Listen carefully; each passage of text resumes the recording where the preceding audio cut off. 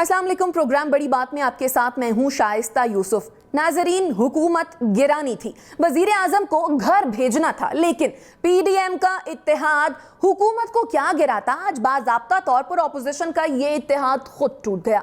Show cause notice क्यों दिया गया, इस सवाल का जवाब एएनपी की जानिब से आज पीडीएम को खैराबाद कहकर कर दिया गया और एएनपी के अरकान ने पीडीएम के ओहदों को भी छोड़ने का ऐलान किया। जाते जाते एएनपी की जानिब से यह इल्ज़ाम भी लगाया गया कि पीडीएम में शामिल चंद जमातें इत्तेहाद को ज़ाती मकासद के लिए इस्तेमाल कर रही हैं, जिसका हिस्सा नहीं रह सकते।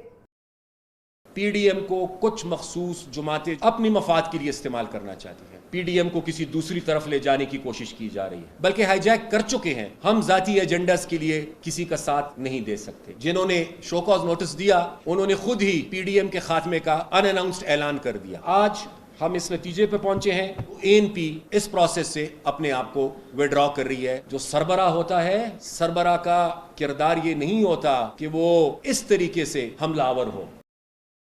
ये इल्जाम नून लीग और जेयूआई पे पर लगाया जा रहा है, क्योंकि एएनपी से पहले पीपल्स पार्टी भी नाला है। पीडीएम की जानिब से शो कॉज नोटिस पर सख्त जवाब देने का फैसला किया गया है। सवाल उठ रहा है कि क्या पीपल्स पार्टी भी पीडीएम को खैराबाद कह देगी। पीडीएम के सरबराह मौलाना फजलुर रहमान खामोश हैं। मामला क्या है, बात करेंगे एएनपी के रहनुमा जाहिद खान और पीपल्स पार्टी की सीनियर रहनुमा सेनेटर शशि पले जो हमारे साथ मौजूद हैं। जाहिद साहब, बहुत शुक्रिया, बड़ी बात के लिए आपने वक्त निकाला। सर, कल शो कॉज नोटिस दिया गया और आज आपकी जमात ने पीडीएम से अलहदगी का फैसला कर लिया, क्या कहेंगे आप? देखिए जी, चूंकि ये एक इतिहाद है, ये कोई एक पॉलिटिकल सियासी पार्टी नहीं है कि जिसमें सरबराह किसी को शो कॉज नोटिस दे। हम इसको अपना हद तक समझते हैं और चूंकि अवामी नेशनल पार्टी हमेशा के लिए जमहूरियत के लिए और आवाम के लिए, जमहूरी इदारों के लिए जदोजहद की और हर जितने इस मुल्क में इत्तेहाद रही उसका हिस्सा रहा, बल्कि उसको सबसे आगे रही कुर्बानियों में। तो ये कि जी आपने शोकाज नोटिस दिया, ये हम अपना हद तक समझते हैं और हम समझते हैं कि ये इख्तियार उनके पास नहीं थी, पीडीएम के सरबराह के पास या जनरल सेक्रेटरी के पास ये इख्तियार नहीं थी।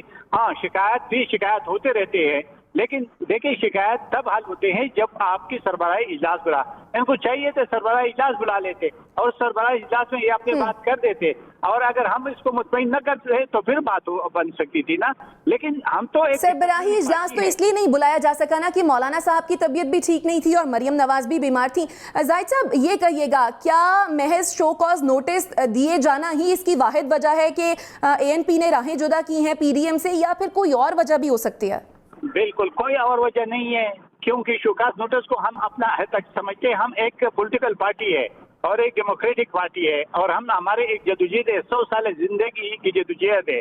इस मुल्क के अंदर हमने हर डिक्टेटर के खिलाफ हर इत्तेहाद का हिस्सा बने हैं, लेकिन ऐसा वाकया हमने कभी न देखा ही न सुना है। ये पहले बार हुआ कि अगर शिकायत थी तो शिकायत चलो वो बेहतर हो जाती, उनके सेहतयाब हो जाते, और जो 3 दिन पहले हमारे पास आए थे तो हमने उनको यही बात कही थी और फिर उन पे ये अमल करते। जो भी तो अलहदगी इख्तियार करने से पहले आपकी जमात भी तो इंतजार कर सकती थी कि मौलाना साहब सेहतयाब हो जाते, वापस आ जाते और फिर आप ये शिकायत कर सकते थे उनसे कि शो कॉज नोटिस क्यों जारी किया गया। आपकी जानिब से एक और इल्ज़ाम भी लगाया गया है आपकी जमात की जानिब से कि जो कुछ जमातें हैं जो कि पीडीएम को ज़ाती मफाद के लिए इस्तेमाल कर रही हैं। जाहिर सी बात है, आपने मुस्लिम लीग नून और जेयूआई को ही जो है वो निशाना बनाया ना? नहीं, ज़ाती मफाद की बात नहीं की थी, उसने कहा डिक्टेट कर रही है। जाति मुफाद और डिक्टेट में बात फर्क होती है। उन्होंने कहा कि हम बराबरी की बुनियाद पे उसमें रहना चाहते थे, लेकिन हम किसी की डिक्टेशन सुनने के लिए तैयार नहीं है, क्योंकि हमारा अलग एक आइडेंटिटी है, हमारा अलग एक पार्टी है, हमारा अलग एक मंशूर है, हमारा अलग एक नजरियात है। तो हमने डिक्टेट की बात की, हमने कभी किसी का नहीं कहा कि आप मुफाद के लिए इस्तेमाल, कोई मुफाद की बात हमने, मैं तो बैठा था प्रेस कॉन्फ्रेंस में, हमारे सर ने जो प्रेस कॉन्फ्रेंस की उसमें कोई ऐसी बात नहीं की थी। जहां तक आप कहते कि आप इंतजार करते, तो देखिए इंतजार तो उन्हें करना चाहिए तो जिसने एक शोकाज नोटिस भेजा उससे पहले मीडिया को भी रिलीज कर दिया, तो क्या फिर उसके बाद हम रहते तो क्या हम अपने वर्कर्स को और अपने लोगों को क्या कहते कि हम हमने बहुत बड़ा जुर्म किया था, कैसे किया था। इसलिए हमारे पास कोई और रास्ता था नहीं, हमें जब दीवार से लगा दिया गया तो हमारे पास इस तरह इसके अलावा कोई रास्ता नहीं था, इसलिए हमने अपना रास्ता अलग कर दिया। अच्छा, पीपल्स पार्टी के रहनुमाओं से आपका कोई राब्ता हुआ है? क्या लग रहा है कि इस शो कॉज नोटिस का जवाब पाकिस्तान पीपल्स पार्टी किस तरह से देगी? देखिए, नहीं, हमारा उनसे कोई राब्ता नहीं है। ये पीपल पार्टी जाने, उसका काम जाने, वो एक अलग पार्टी है और हमारा तो एक अलग पार्टी। देखिए, अगर पीपल पार्टी को शिकायत देता या पीपल पार्टी से बात करता तो उसने तो एक कदम उठाया है ना। हमने तो महज इस बात पे कि आपने वोट दिया है तो उसमें तो हमसे जरूर बात पूछती है, क्योंकि इत्तेहादों में ये बातें होते रहते हैं। लेकिन जब मीटिंग होता और सरबराहान का इजलास होता तो उसमें जरूर ये बात रखते, लेकिन उसने नहीं किया, उसके इतने जहमत गवारा नहीं किया और उससे पहले शोकाज भी उसमें भेज दिया। तो इसलिए हमारी पार्टी इन चीजों को, हमने तो आपको पता है इस बरसगीर के आज़ादी की जंग हमने लड़ी है, हमने बड़े डिक्टेटरों की जमहूरियत के लिए हमने जेल सोबतें काटी, हम किसी बात पे पीछे नहीं हट सके। लेकिन चूंकि हम अपना इज्जत और अपने अना का तो विशाल रखते हैं ना, हमने वर्कर्स का, क्योंकि हमारे वर्कर्स क्या कहेंगे कि हमारे यही हाल है कि हमें शोकास नोटिस किसी और पार्टी से मिल सकता है। ये नामुमकिन बात थी जो हमारे लिए हजम करने की हिम्मत नहीं थी। यानी आप ये कहना चाहते हैं जाहिद साहब कि कहीं ना कहीं रवैये थे जो कि इस सब का सबब बने, और आज हम ये तसव्वुर कर लें और मान लें इस बात को कि पीडीएम बाज़ाब्ता तौर पर टूट चुकी है और खत्म हो चुकी है? ये तो खैर पीडीएम वाले बता सकते हैं, लेकिन चूंकि हम निकल गए हैं और हम किसी के ऊपर इल्जाम नहीं लगाते। हमने हमेशा के लिए, आपको याद होगा, कोशिश की कि जब ये पार्टियों के बीच में इख्तिलाफ राय आती थी तो हम कोशिश करते रहे एमपी के पीडीएम न टूटे, पीडीएम में इख्तिलाफ किसी खुशअस्लूबी से हल हुए और हमने हमेशा कोशिश की और खुशअस्लूबी से हल भी किए थे। लेकिन चूंकि इस दफा हमारे ऊपर वार हो गया तो उसके लिए फिर ऐसा भी नहीं था, अगर मीटिंग के अंदर ये बात करते तो शायद इसके भी कोई हल निकल आता। लेकिन चूंकि उन्हें मीटिंग से बाहर आके मीडिया के जरिए हमें शोकास दे दिया तो इसलिए हम इससे अलग हो गए। अभी वो पीडीएम की जो बाकी पार्टीज है वो समझते कि वो क्या करते क्या नहीं करते। ठीक, अच्छा जाहिद साहब, बिलफर्ज पीडीएम अगर आपको मनाने की कोशिश करती है तो क्या कोई रास्ता है एएनपी की वापसी का पीडीएम में? देखिए ये सारे बातें इतिमाद की होती है। जब इतिमाद इस हद तक चली जाए तो मेरे ख्याल में फिर तो उसमें क्या चीज रहते हैं। लेकिन देखिए, दरवाजे तो कोई नहीं बंद करते हैं, सियासी पार्टी तो दरवाजे खुले रहते हैं। लेकिन यही है कि इस वक्त जो सूरत हाल बनी वो तो अदम इतिमाद हो गया ना। इतिमाद की जो हमारे एक फिजा बीच में बनी थी वो खत्म हो गई। अभी कैसे होगा ये अभी मैं तो कुछ नहीं कह सकता हूँ, लेकिन यह कि पीडीएम अल्लाह करे, क्योंकि हमने बनाया था इस मुल्क के अवाम के लिए, इसके महंगाई जो सेलेक्टेड हुकूमत है इससे निजात दिलाने के लिए, अवाम को जो मुश्किलात है उसको दूर करने के लिए। और हमारी कोशिश थी कि 2018 में जब इलेक्शन हुआ तो जारी हो गई थी, हमने कहा कि इसमें साहब होनी चाहिए, अवाम के वोट को कदर की निगाह से देखना चाहिए, उसको तहफ़्फ़ुज़ देना चाहिए, उसको कदर देना चाहिए।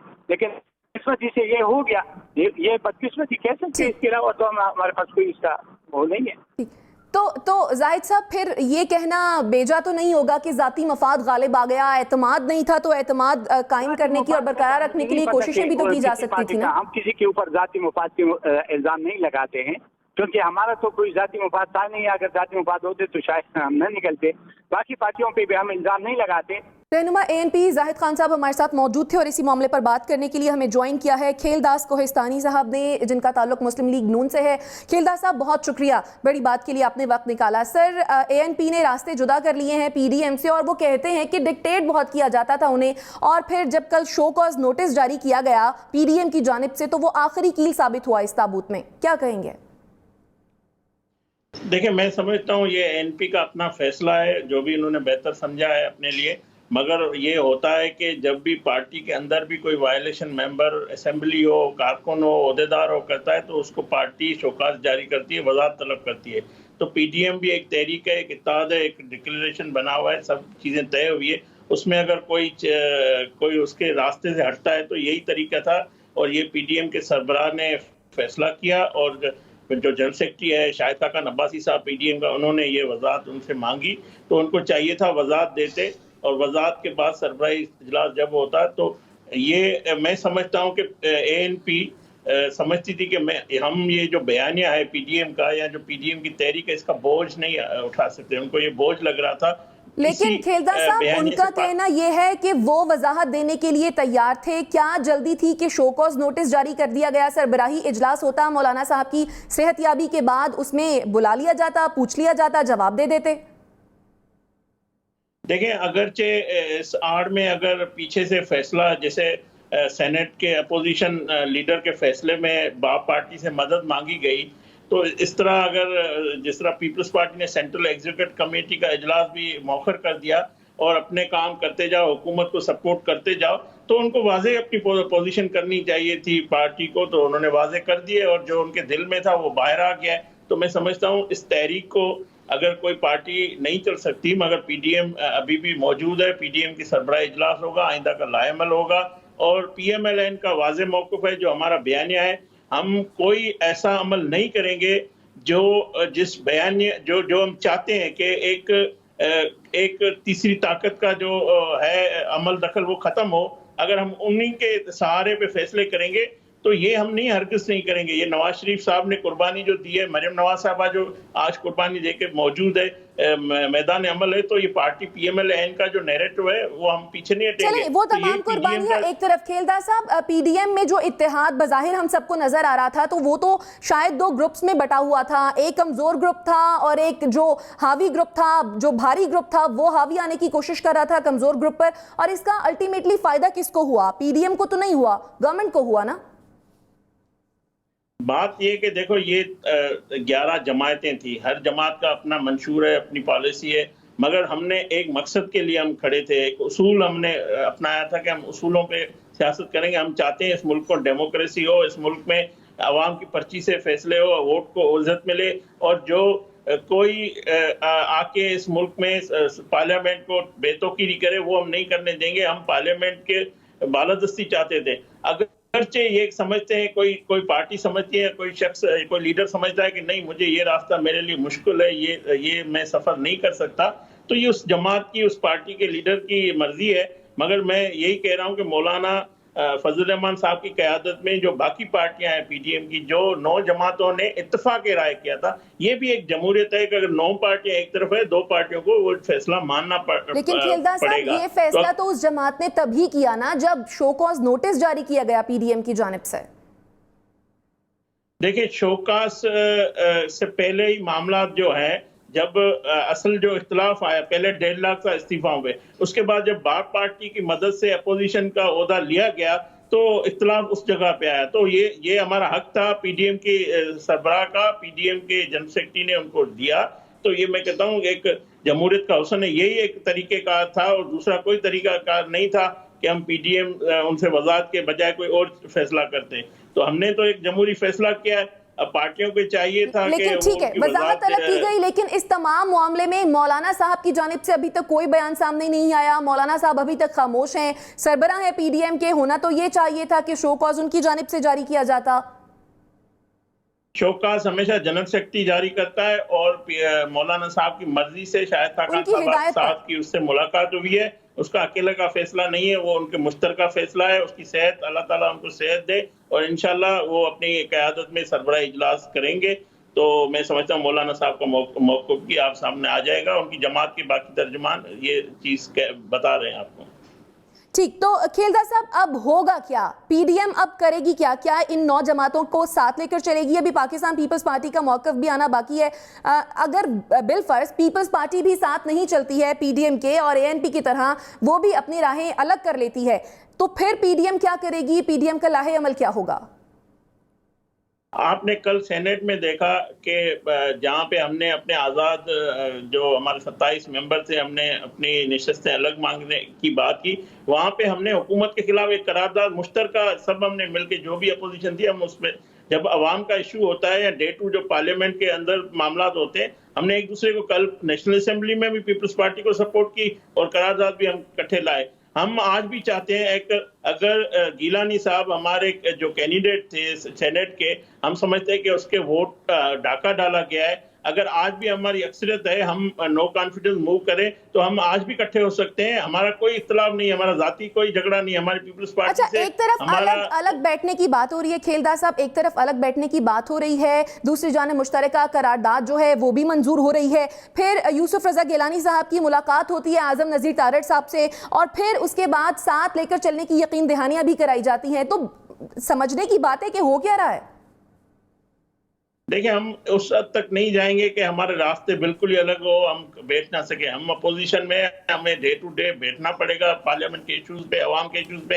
हम आज भी चाहते हैं कि जिस तरह गिलानी साहब, मैंने पहले भी कहा, अभी भी हम अगर नो कॉन्फिडेंस मूव संजरानी के खिलाफ आएंगे तो हमारी अगर अक्सरियत है तो हम जीत जाएंगे। तो पीपल्स पार्टी को आगे बढ़ना चाहिए, अपना कैंडिडेट सेनेट का चेयरमैन जो बनना चाहिए था, जो पीडीएम का कैंडिडेट था, उसको कामयाब होना चाहिए था। तो हम कल फिर बैठ सकते हैं। तो ये नहीं है कि हम बिल्कुल ही हमारी राहें अलग नहीं हुई है। पीपल्स पार्टी और हमारी जो पीडीएम की जमातें हैं, ये हमने वजाहत तलब की है। इंशाल्लाह पीपल्स पार्टी से जानिब से वजाहत भी आएगी। तो आगे अभी तक ऐसी कोई बात नहीं कि पीडीएम के पीपल्स पार्टी ने राहें कोई अलग की है।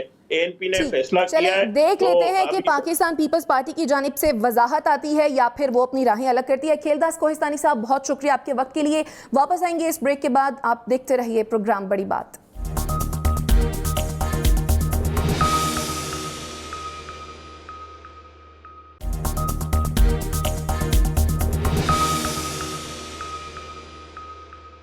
Welcome back after the short break. और ब्रेक पर जाने से पहले हम बात कर रहे थे पीडीएम की जानिब से जो शो कॉज नोटिस जारी किए गए, एएनपी को जो शो कॉज दिया गया, उसके बदले में एएनपी ने तो अपने रास्ते अलग कर लिए हैं। पाकिस्तान पीपल्स पार्टी का जवाब आना अभी बाकी है और इसी पर बात करने के लिए हमारे साथ मौजूद हैं सेनेटर शशि पलेजो साहिबा।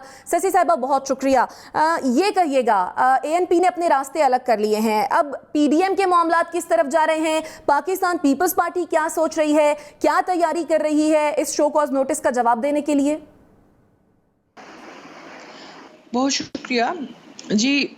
आज का दिन कोई इतना खुशगवार नहीं रहा है।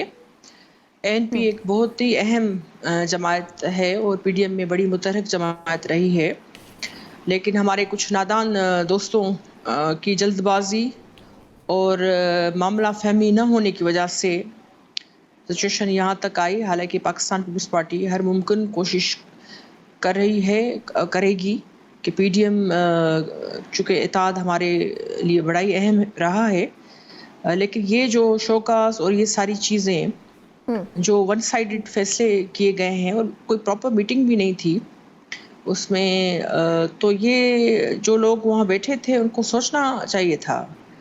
और इस वक्त जो सूरत हाल सामने आई है एएनपी बड़ी पुरानी जमात है और जमहूरियत के लिए बड़ी कुर्बानियाँ हैं।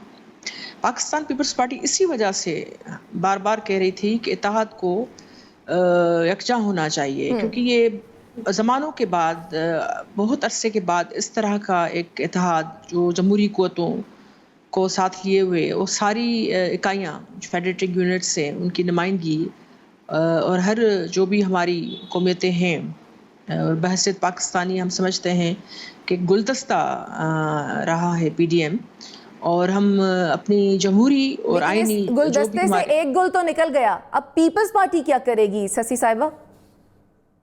पाकिस्तान पीपल्स पार्टी मेरे ख्याल में इस वक्त तक जो सामने चीज़ मैं समझती हूँ कि सीसी की मीटिंग कॉल करने का वो उन्होंने कहा है, तो पाकिस्तान पीपल्स पार्टी ज़रूर मीटिंग कॉल करेगी और अपनी पार्टी के अंदर बैठकर सारी चीज़ को रिव्यू करेगी। लेकिन जिस तरीके का रवैया रहा है, ख़ास करे मैं पाकिस्तान मुस्लिम लीग नून, मौलाना फजल रहमान साहब की तबीयत ठीक नहीं थी, लेकिन उनको भी नज़र रखनी चाहिए थी। वो हमारे सीनियर और बड़े ही जांदीदा रहनुमा हैं, लेकिन पीएमएल-एन ने हमेशा जल्दबाजी से काम लिया है। वो हर चीज़ में मेरे ख्याल में उनको शायद देर पा जदोजहद या इसमें कभी शायद यकीन नहीं रहा, या मुझे नहीं पता क्या, यानी आपको लगता है कि कहीं ना कहीं जल्दबाजी हुई है। अच्छा शशि साहिबा, खबरें ऐसी भी गर्दिश कर रही हैं, शैला रजा साहिबा ने भी कहा कि जहांगीर तरीन अगले हफ्ते गालिबन साबिक सदर आसिफ अली जरदारी से मुलाकात करने वाले हैं और मखदूम अहमद महमूद से भी उनकी मुलाकात हुई है। तो क्या कोई नई हलचल होने जा रही है? जहांगीर तरीन ज्वाइन करने वाले हैं आपको? नहीं, जब तक कोई पेशरफ्त इस हवाले से आपको पार्टी के प्लेटफॉर्म से अनाउंसमेंट नहीं होती, तो ये सारी क्या सारियाँ होती हैं, मुलाकातें सियासी होती रहती हैं। और पाकिस्तान पीपल्स पार्टी का एक बहुत बड़ा वोट बैंक है। आपने देखा सदरन पंजाब में सराइकी बेल्ट ने हमेशा पाकिस्तान पीपल्स पार्टी को अच्छा रिस्पांस दिया है और शदीद ख़राब तरीन हालात के बावजूद उन्होंने अपने वोट बैंक को कायम रखा है। तो वहाँ से दोस्तों के साथ मुलाकात होती रहती है और वहाँ आपने देखा हमारी सीट्स भी हैं, हमारे लोग भी हैं, नुमाइंदगी भी भरपूर है हमारी। तो मुलाकात कोई अगर करना चाहता है या कुछ तो, लेकिन मुझे इस हवाले से ज़्यादा डिटेल्स नहीं पता। ठीक है। अच्छा शशि साहिबा, ये कहिएगा, एक तरफ बिलावल भुट्टो जरदारी की जानिब से ये कहा गया कि पीडीएम ने जो शो कॉज दिया है उस पर तगड़ा जवाब दिया जाएगा, दूसरी तरफ यूसुफ रजा गिलानी जो हैं वो मुस्लिम लीग नून के रहनुमाओं से भी मिल रहे हैं, आजम नज़ीर तारड़ से भी उन्होंने मुलाकात की है। तो लोग कंफ्यूज हैं कि आखिर चल क्या रहा है, साथ चलने की बातें भी हो रही हैं और गर्मा गर्मी भी दिखाई जा रही है। पार्लियामेंट्री प्रैक्टिसेस होती हैं, लेकिन पाकिस्तान पीपल्स पार्टी की सोच बड़ी वाज़ेह है। वो चाहती है कि पीडीएम के जो मुस्लिम लीग नून और जेयूएफ के साथियों ने जो गलतियां की हैं उसको ठीक किया जाना चाहिए। और यही वजह है कि कल जो पहली स्पीच थी बतौर अपोजिशन लीडर के मोहतरम यूसुफ रजा गिलानी साहब की, उन्होंने बड़ी ही एक दूरअंदेशी के और एक बड़ेपन का मुजाहरा करते हुए उन्होंने कहा मैं सबको साथ लेकर चलना चाहता हूँ। हालांकि तारड़ साहब बार बार अफरा तफरी का एक वो सिचुएशन क्रिएट कर रहे थे, लेकिन गिलानी साहब ने बड़े हौसले हिम्मत से वो बात की। तो आज जो मीटिंग हुई है वो मेरे ख्याल में अच्छी बात है। तारड़ साहब ने मुलाकात की है, उसमें मानवी अला साहब और तला चौधरी साहब, ये सारे जो जेयूएफ जो हैं तला साहब वो भी मौजूद थे, हमारी पार्टी के दूसरे लोग भी मौजूद थे।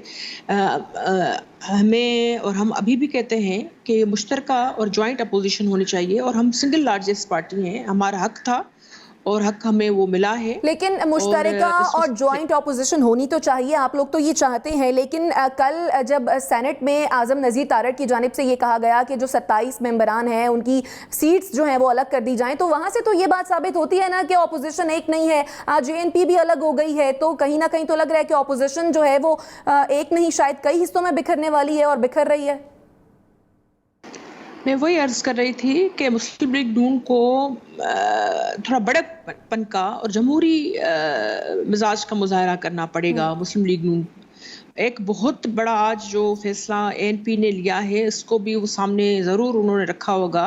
अब ज़्यादा नमक पाशी से काम नहीं चलेगा और ये पीडीएम के इत्तेहाद को अगर वो अहमियत देते हैं, समझते हैं, और लोगों के लिए ज़रूरी था। जो पीटीआई की गलत पॉलिसीज थी उस पर सबसे ज़्यादा प्रेशर ही पीडीएम का था, वो भी आइन के फ्रेमवर्क में रहते हुए, पार्लियामेंट की बालादस्ती की बात करते हुए, जमहूरी हकूक़ की बात करते हुए। तो अभी भी मैं समझती हूँ अगर वो चाहते हैं कि आने वाले दिनों में मजीद जो है वो बदमज़गी न हो और इत्तेहाद कायम रहे, तो उनको सबको साथ लेकर चलना पड़ेगा। ठीक। अच्छा शशि साहिबा, आपकी गुफ्तगू से ऐसे लग रहा है कि शायद पीडीएम को ऐसा जवाब दिया जाएगा पाकिस्तान पीपल्स पार्टी की जानिब से जो कि इंटैक्ट रखने में पीडीएम को कामयाब हो पाएगा। क्या वाकई ऐसा है या फिर पीडीएम वाकई में टाई फिश हो जाएगी बकौल शेख रशीद? शेख रशीद साहब, अब मैं उन पर ज़ाती तबसरा नहीं करना चाहती, सियासी तबसरा करते रहते हैं, लेकिन अब दीवानों के ख्वाबों का जवाब मैं ज़रूरी नहीं समझती। वो ख्वाहिश को खबर लेकिन बनाने आज के माहिर हैं। एएनपी अलहदा हुई, उससे कहीं ना कहीं तो इस बात में सदाकत है ना। मैं इस फी पर आ रही हूँ कि शेख रशीद की और जैसे दूसरे लोगों की यही ख्वाहिश थी कि पीडीएम इत्तेहाद हो ही ना। वो गैर जमहूरी सोच के लोग हैं, उन्होंने कभी जदोजहदी नहीं की। वो हमेशा जो है वो एक मैनिपुलेटेड और एक टेम्परिंग की हुई सिचुएशन और चीज़ों और वो प्लेटफॉर्म को लेकर चलते हैं। पाकिस्तान पीपल्स पार्टी हितल अमकान कोशिश कर रही है, वो चाहेगी कि मज़ीद डेंट न पड़े। और हम फिर से मैं कहती हूँ मुस्लिम लीग नून जो है वो दूरअंदेशी का और एक बड़ी निगाह का मुजाहरा करे और आगे। यानी पाकिस्तान पीपल्स पार्टी का फैसला यकीनन बहुत ही अहमियत का हामिल है। शशि पलेजो साहिबा, आपके वक्त के लिए बेहद शुक्रिया। Will be right back after the short break, आप साथ रहिए।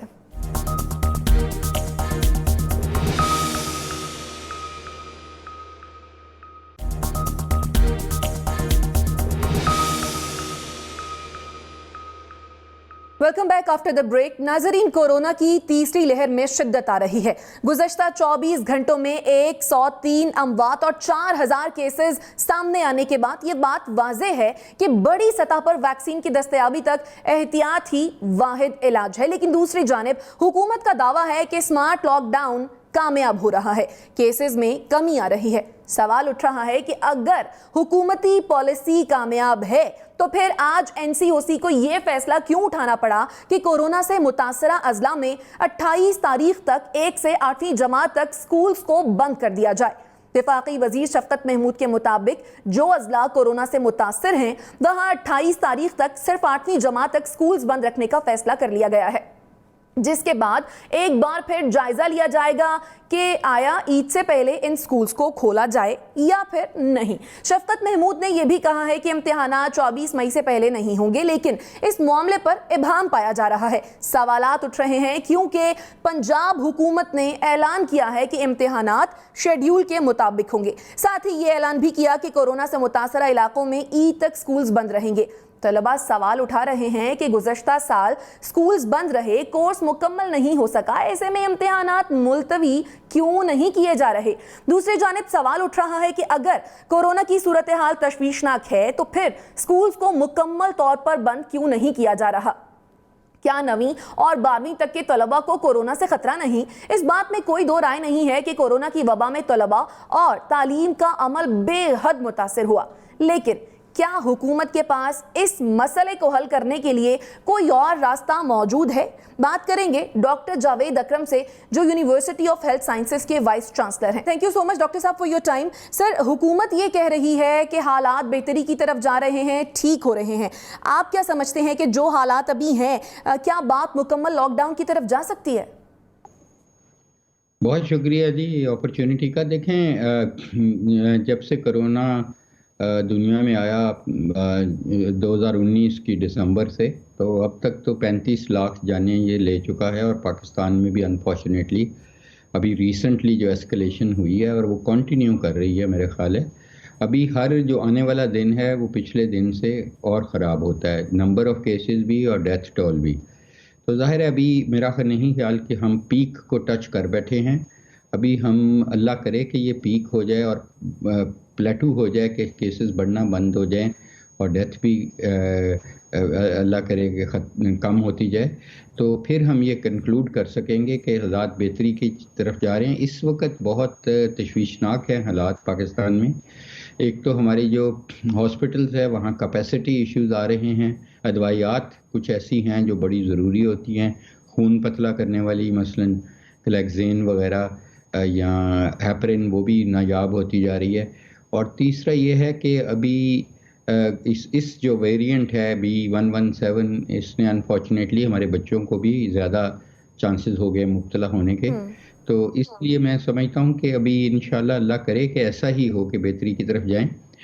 जहाँ तक लॉकडाउन का आपका सवाल है, देखें लॉकडाउन मैं कह भी दूँ या आप भी कह दें तो इन्फोर्स करना उसको बहुत मुश्किल होता है, क्योंकि ज़ाहिर है आपको एक एजेंसी चाहिए कि जो इंश्योर करे। तो अभी तो हम देखें, हमें अपनी पता है अवाम का माइंडसेट, यहाँ पे एसोसिएशंस, मुख्तलिफ ताजरों की एसोसिएशन या प्राइवेट स्कूल्स की या ट्रांसपोर्टर्स की एसोसिएशंस, और फिर बहुत सारे लोग हमारे गुर्बत की सतह से नीचे रहते हैं और वो एक दिन कमाते हैं और उसी दिन वो खिलाते भी हैं और खाते भी हैं। तो इसलिए प्रैक्टिकली वो एक बहुत ही डिफ़िकल्ट ऑप्शन है पाकिस्तान जैसे मुल्क के लिए।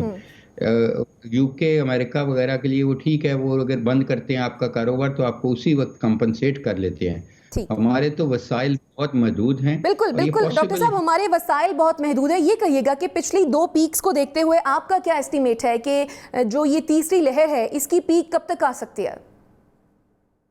लेकिन अल्लाह करे कि बहुत जल्द आ जाए और ये प्लेटू हो जाए और फिर डिक्लाइन पे चला जाए। लेकिन मेरा ख्याल है कि अभी इसको टाइम लगेगा, कम से कम 2 से 3 हफ्ते लग सकते हैं। और उसके बाद भी मैं आपको ये बताना चाह रहा हूँ कि ये कोई आखिरी पीक अल्लाह करे कि हो, लेकिन ऐसा नहीं है। ये कुछ 4 साल की कहानी है, 4-5 साल की, जब तक कि हम और बाकी दुनिया भी 75% अपनी आबादी को वैक्सीनेट एक्टिवली नहीं कर देती। लेकिन वैक्सीनेशन का भी ये उससे एक्सपेक्ट करना कि वो 100% इफेक्टिव है, ये गलत है। कि कोई भी अभी दुनिया में वैक्सीन ऐसी नहीं आई जो 100% इफेक्टिव है।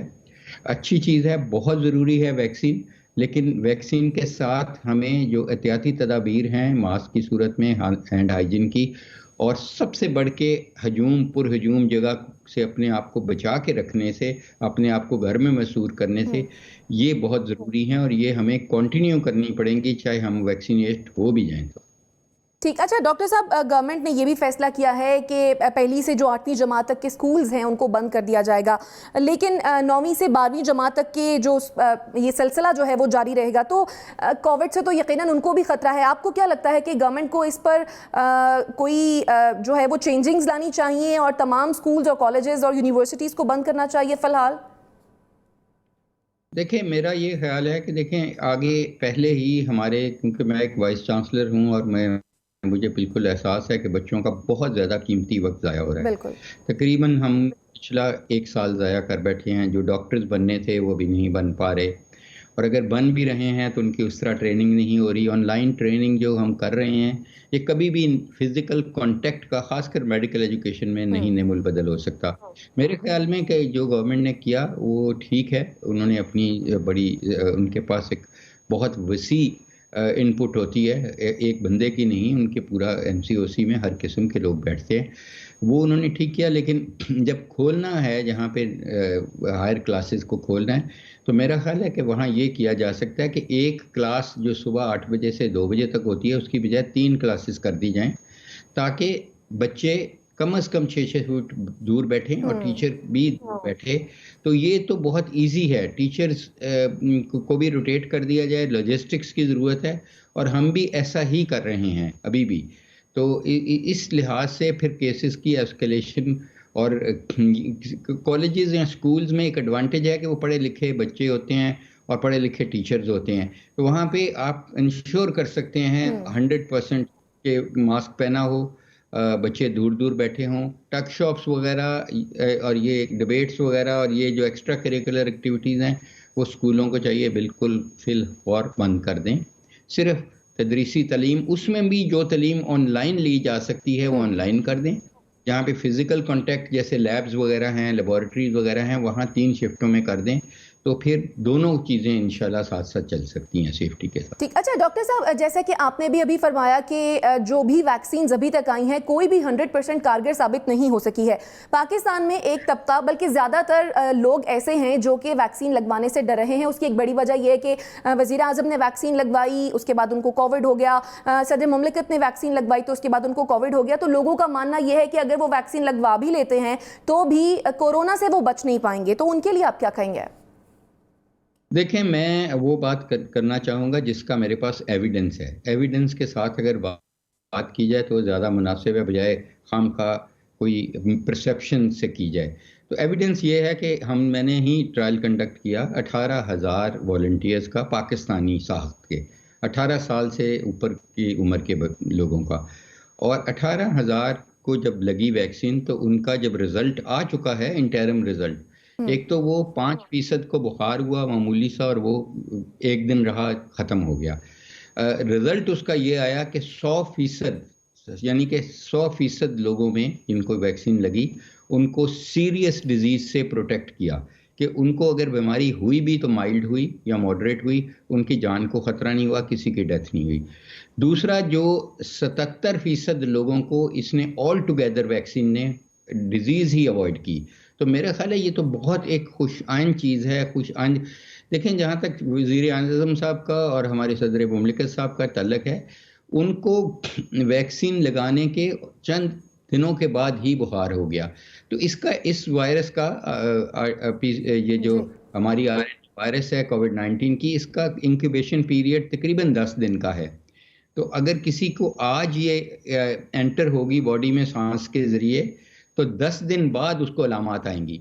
तो जाहिर है वो, और वैक्सीन जो है अगर वो आपने लगवा ली इस दौरान, तो वैक्सीन तो आपको जो ऑलरेडी आपका इन्फेक्शन चल रहा है बॉडी में, जो इंक्यूबेट कर रहे हैं, उसको कभी भी नहीं रोकेगी। और वैक्सीन को अपने एंटीबॉडीज, न्यूट्रलाइजिंग एंटीबॉडीज बनाने के लिए मिनिमम 1 माह चाहिए।